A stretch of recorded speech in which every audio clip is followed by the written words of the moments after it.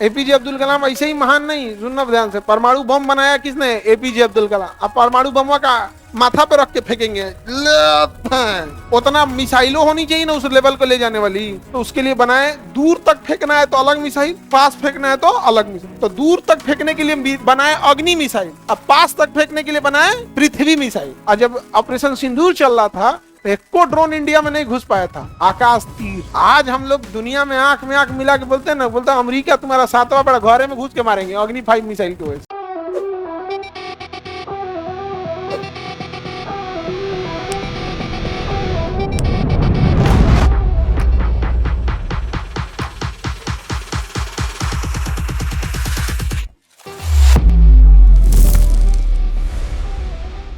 इंदिरा गांधी ने परमाणु परीक्षण किया था। पहला परीक्षण परमाणु बम का किसने किया था? इंदिरा गांधी। स्माइलिंग बुद्धा 1974, होमी जहांगीर भाभा ने बनाया था।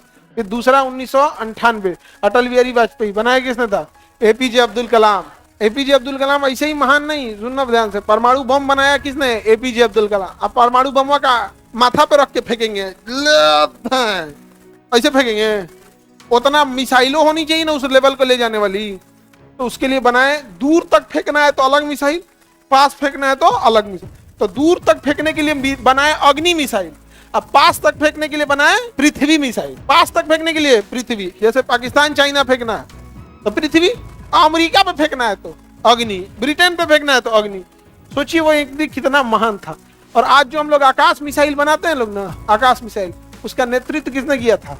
एपीजे अब्दुल कलाम। और जब ऑपरेशन सिंदूर चल रहा था तो एक को ड्रोन इंडिया में नहीं घुस पाया था, आकाश तीर। कौन सी मिसाइल थी? आकाश तीर। किसने बनाया? उन्हीं के नेतृत्व में बना था। एक व्यक्ति ने इतना किया था यहाँ, और उनको बाद में हुआ कि इनको नोबेल प्राइज दिया जाए या भारत रत्न या नोबेल प्राइज वगैरह। तो नोबेल प्राइज तो उनको कभी नहीं मिलेगा, क्योंकि हथियार बनाने वाले को नोबेल प्राइज नहीं मिलता। नोबेल प्राइज हथियार बनाने वाले को नहीं मिलता। लेकिन हम लोग के लिए आज हम लोग दुनिया में आंख मिला के बोलते हैं ना, बोलता है अमेरिका तुम्हारा सातवां बड़ा घरे में घुस के मारेंगे अग्नि 5 मिसाइल की वजह से, अग्नि 5 की वजह से, मिसाइल की। ये तो बहुत विद्वान आदमी थे। अभी जो चंद्रयान का चल रहा था तो वो मिशन, तो कोई भी मिशन 15 साल पहले से ही ना ऑन पेपर हो जाता है, टाइम लगता है उसको।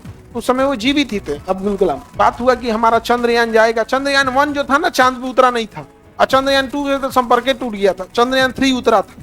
तो जब चंद्रयान 1 बन रहा था ना, तो चांद का जब ऑर्बिट लगा रहा था, चक्कर लगा रहा था, तो उतरना तो था नहीं, वो चांद के बाहर ही जाके चक्कर लगाता।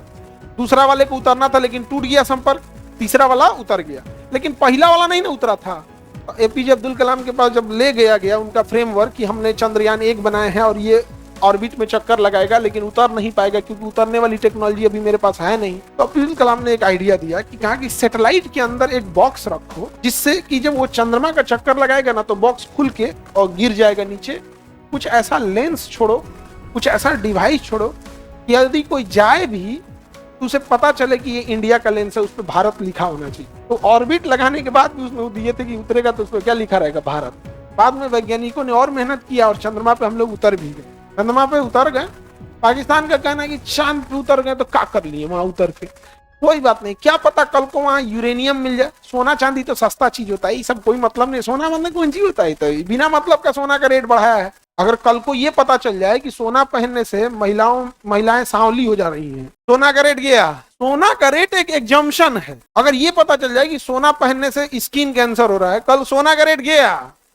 सोना का रेट कोई रेट नहीं है, बिना मतलब वो एग्जम्पशन है। हमरो चाहिए, हमो चाहिए, हमो चाहिए। जैसे मान के चलो आम धनिया पत्ती शुरू में आया तो भैया हमो चाहिए, हमें धनिया 300 रुपया किलो जाए, तो एजम्पशन है। सोना का रेट क्या है?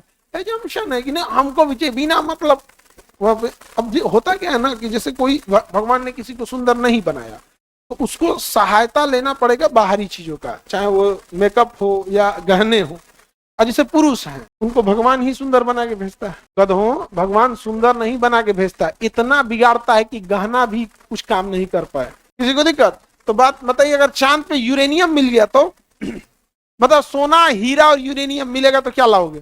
सोना कौन पूछेगा जी यूरेनियम के आगे? तो कल को अगर यूरेनियम मिल गया तो जब तक पाकिस्तान विकास करे कि हम लोगों के धोखे उतर जाएंगे, लोग उतर जाएंगे।